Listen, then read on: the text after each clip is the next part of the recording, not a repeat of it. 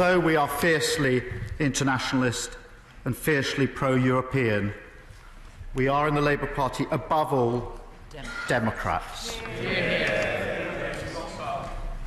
Had the outcome been to remain, we would have expected the result to have been honoured. And that cuts both ways. A decision was made on the 23rd of June last year to leave the EU. Two-thirds of Labour MPs represent constituencies that voted to leave. One-third represent constituencies that voted to remain. This is obviously a difficult decision. I wish the result had gone the other way. I campaigned passionately for that.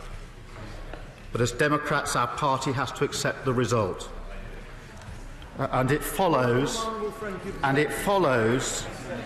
Mr. Speaker, it follows that the Prime Minister should not be blocked from starting the Article 50 negotiations. That does not mean that the Prime Minister can do as she likes without restraint from this House. Quite the opposite. The Prime Minister is accountable to this House, and that accountability is vital on the uncertain journey that lies ahead.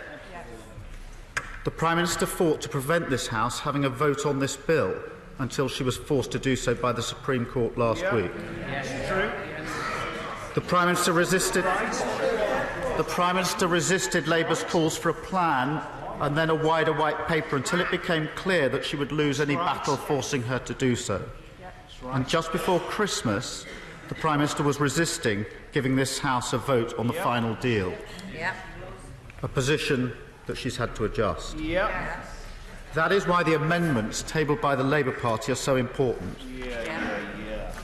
They're intended to establish a number of key principles the government must seek to negotiate during the process, including securing full tariff and impediment-free access to the single market. They're intended to ensure that there's robust and regular parliamentary scrutiny by requiring the Secretary of State to report to the House at least every 2 months on progress